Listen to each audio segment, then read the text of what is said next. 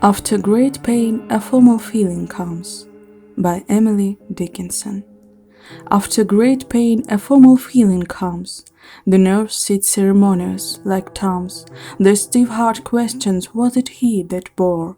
And yesterday, or centuries before?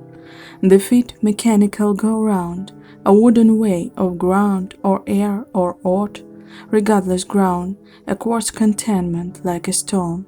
This is the hour of lead, remembered if outlived, as frozen persons recollect the snow. First chill, then stupor, then the letting go. Because I could not stop for death. By Emily Dickinson. Because I could not stop for death, he kindly stopped for me. The carriage held but just ourselves, and immortality. We slowly drove, he knew no haste, and I had put away my labor, and my leisure too, for his civility. We passed the school where children stroll at recess, in the ring. We passed the fields of gazing grain, we passed the setting sun. Or rather he passed us, the dews drew quivering and chill. For only gossamer, my gun, my tipper, only tool. We paused before a house that seemed a swelling of the ground. The roof was scarcely visible, the cornice in the ground. Since then, 'tis centuries, and yet feels shorter than the day I first surmised the horses' heads were toward eternity. Before I got my eye put out. By Emily Dickinson. Before I got my eye put out, I liked as well to see as others creatures that have eyes, and know no other way. But were it told to me today that I might have the sky for mine, I tell you that my heart would split for size of me. The meadows mine, the mountains mine, all forests, dinless stars, as much of noon as I could take between my finite eyes.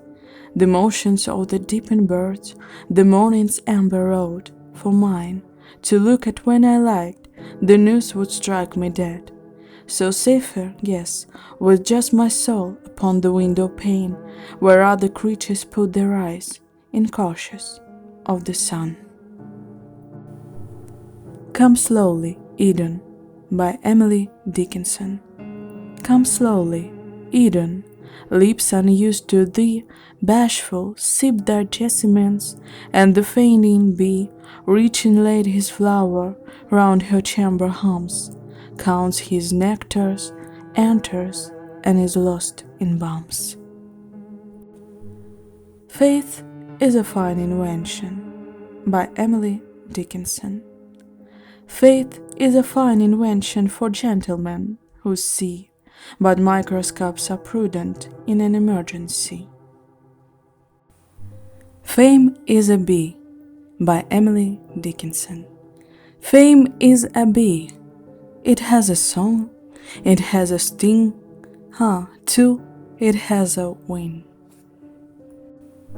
Fame is a fickle food, by Emily Dickinson.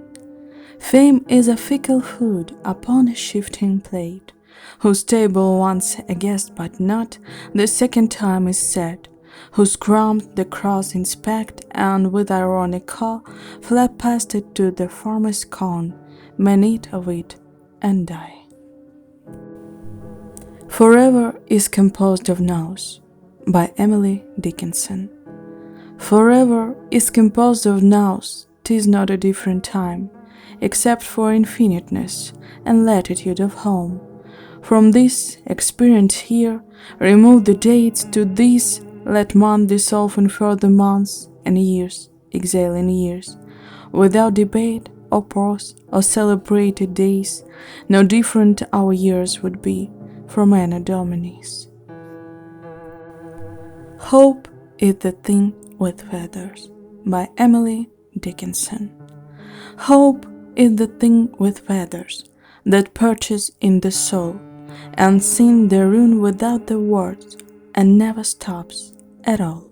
And sweetest in the gale is heard, and so must be the storm, that could abash the little bird that kept so many warm.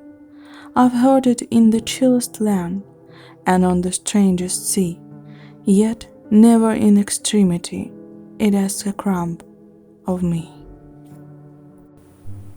Heaven is what I cannot reach, by Emily Dickinson. Heaven is what I cannot reach, the apple on the tree, provided it the hopeless hand that heaven is to me. The color on the cruising cloud, the interdicted land, behind the hill, the house behind, there paradise is found. Her teasing purples afternoons, the credulous decay, enamored of the conjurer that burned us yesterday. A dying tiger moaned for drink, by Emily Dickinson. A dying tiger moaned for drink. I haunted all the sand. I caught the dripping of a rock and bore it in my hand. His mighty balls in death were thick, but searching I could see a vision of the retina, of water, and of me. 'Twas not my blame who sped too slow, 'twas not his blame who died while I was reaching him, but 'twas the fact that he was dead. I'm Nobody, Who Are You? By Emily Dickinson. I'm nobody, who are you? Are you nobody, too? Then there's a pair of us, don't tell, they'd banish, you know. How dreary to be somebody, how public like a frog, to tell one's name their livelong day to an admiring bog. If I Can Stop One Heart From Breaking, by Emily Dickinson. If I can stop one heart from breaking, I shall not live in vain.